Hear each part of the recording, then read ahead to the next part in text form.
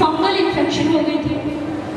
आइए हम खुद सिस्टर से सुनेंगे कि ये बीमारी इनको कब से हुई थी। सिस्टर जी आप खुद बताइए कि आपको ये इन्फेक्शन, ये चमड़ी का रोग कब से हुआ था?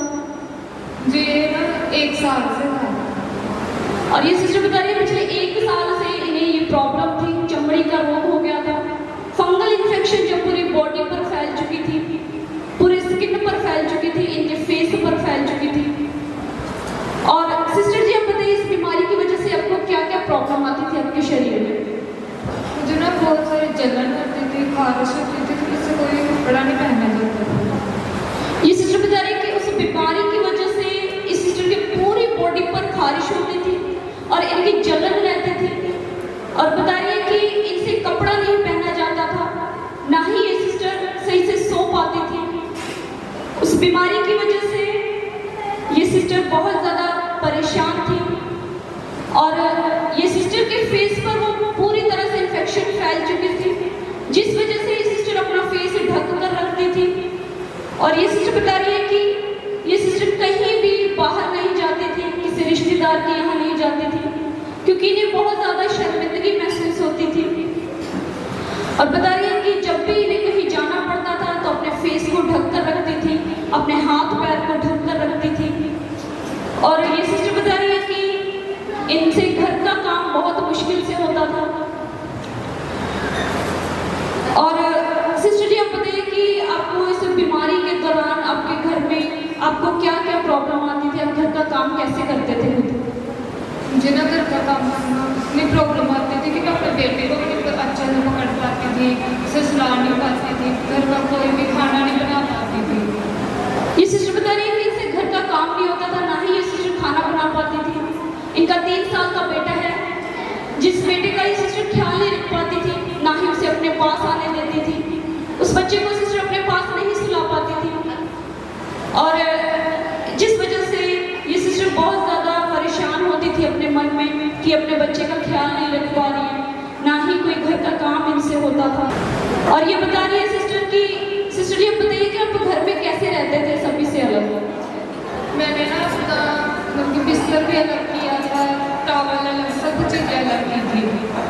ये सिस्टर बता रही है कि इन्होंने अपनी सभी ज़रूरत की चीज़ों को अपने घर वालों से, अपनी फैमिली से अलग कर रखा था।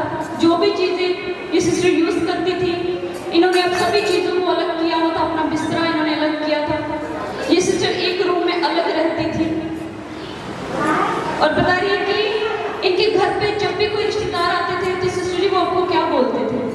कहते थे कि लाइफ टाइम तक ऐसे ही प्रॉब्लम रहेगी फंगल इन्फेक्शन की, ये खत्म ही नहीं होएगी, कि मतलब कि डेथ हो जाती है तब भी नहीं खत्म होगी। जब भी घर पे इनके कोई रिश्तेदार आते थे तो इनकी बीमारी के बारे में जब पूछते थे तो इस सिस्टर को इनके रिश्तेदार और भी आस पड़ोस के लोग बोलते थे कि ये जो आपको बीमारी हुई है ये कभी भी ठीक नहीं हो सकती, ये लाइफ टाइम तक ये बीमारी रहती है, डेथ भी हो जाए फिर भी ये बीमारी जाती नहीं है, चाहे कितनी भी आप दवाइयाँ खा लें, लेकिन ये जो बीमारी आपको चमड़ी का रोग हुआ है ये कभी भी ठीक नहीं होगा।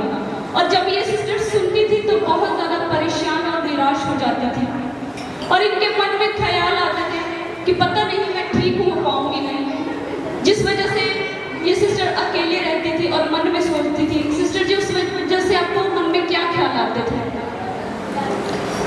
तो मुझे ये ख्याल आता है कि मैं कभी ठीक नहीं होगी, ऐसे रहूँगी, मेरी स्किन ऐसे खराब रहेगी।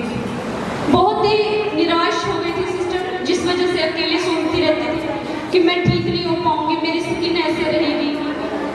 और ये सिस्टर बता रही है इस बीमारी की वजह से ये सिस्टर डिप्रेशन में जा चुकी थी और बहुत ही परेशान और अकेले रहने लगी थी और इन्हें कुछ भी समझ में नहीं आता था कि इन्हें क्या करना चाहिए।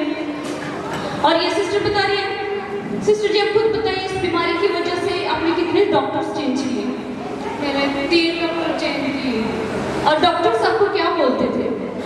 कहते हैं कि मतलब मेडिसिन खाए जाओ कि फर्क पड़ जाएगा। ये सिस्टर बता रहे हैं कि इस बीमारी की वजह से इन्होंने 3 डॉक्टर्स चेंज किए और सभी डॉक्टर्स ने इनको मेडिसिन खाने को दी, लेकिन किसी भी डॉक्टर ने इनको ये नहीं बताया कि ये सिस्टर ठीक हो पाएंगी या नहीं। लेकिन लगातार ये सिस्टर मेडिसिन को खाती रही। सिस्टर जी आपने कितने टाइम तक मेडिसिन को खाया? मैंने 1 साल तक खाया। पिछले 1 साल से ये सिस्टर लगातार उस मेडिसिन को खा रही थी, जो भयंकर बीमारी इन्हें हुई थी, चमड़ी का रोग हो गया था।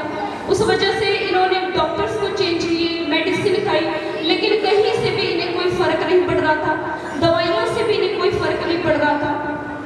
और जिस वजह से सिस्टर पूरी तरह टूट गई थी, निराश हो गई थी। और ये सिस्टर बता रही है कि फिर इनकी मम्मी ने इनको चर्च के बारे में बताया, और इस सिस्टर को उस टाइम पे विश्वास नहीं था। उस टाइम पे ये सिस्टर परमेश्वर को नहीं जानती थी, इनका बिलीव परमेश्वर पर नहीं था। लेकिन इनकी मम्मी ने इनको चर्च के बारे में बताया, और बताया कि एटर्नल लाइफ चर्च में आप जब जाएंगे, उस मीटिंग को जब आप अटेंड करेंगे तो आप जरूर हील होंगे। तो ये सिस्टर बता रही है, इन्होंने अपनी मम्मी की बात मानी और परमेश्वर पर विश्वास किया।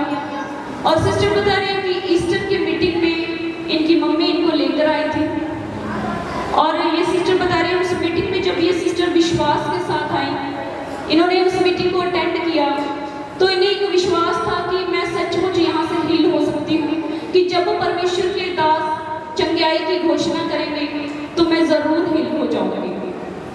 और बता रही है कि इन्होंने पूरे विश्वास के साथ सारी मीटिंग को अटेंड किया, गवाहियों को सुना, परमेश्वर के दास के द्वारा वचनों को सुना। और उस मीटिंग में, ईस्टर की मीटिंग में, शॉल के साथ परमेश्वर के दास ने इनके ऊपर ले हैंड प्रार्थना की। और जब वो ले हैंड प्रार्थना इस सिस्टर के ऊपर हुई, तो बता रही है इन्हें पवित्र आत्मा ने छुआ, हीलिंग की आत्मा ने उस टाइम इन्हें टच किया।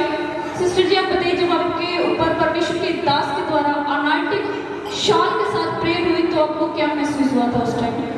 मेरी जो जलन थी वो उनकी वहाँ पर नहीं हुई, घर आकर मैं स्किन करने लगी, नई स्किन आने लगी। ये सिस्टर बता रही है कि जब परमेश्वर के दास ने इनके ऊपर ले हैंड प्रार्थना की, तो इन्होंने अपने अंदर एक ठंडक को महसूस किया, जहाँ पे इनको पूरे शरीर में जलन होती थी। लेकिन जब परमेश्वर के दास ने अनाइंटिंग शॉल के साथ इनके सर के ऊपर हाथ रखा, तो इनको अपनी बॉडी में एक ठंडक सी महसूस हुई, हीलिंग को इन्होंने महसूस किया, और सामर्थ्य प्रार्थना को इन्होंने अपने लिए रिसीव किया।